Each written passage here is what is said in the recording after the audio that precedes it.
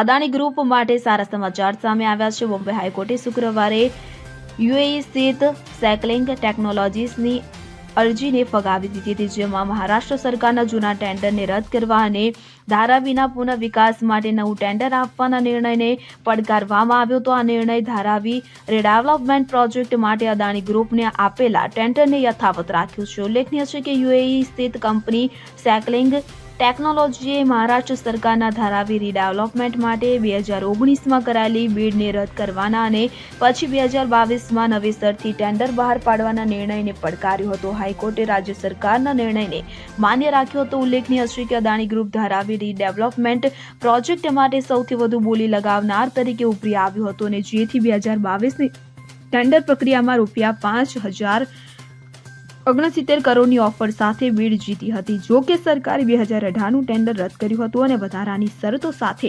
2022માં નવું ટેન્ડર બહાર પાડવામાં આવ્યું હતું। સાયકલિંગ ટેકનોલોજી કોર્પોરેશનને સૌ પ્રથમ 2018ના ટેન્ડરને રદ કરવા અને પછી 2022ના ટેન્ડરને અદાણીને આપવાનો પડકાર ફેંક્યો હતો। Bureau report CN24 news.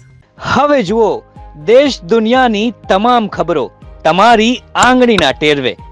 ઉઠાવો મોબાઈલ અને Google Play Store પરથી ડાઉનલોડ કરો અમારી CN24 ન્યૂઝ મોબાઈલ એપ।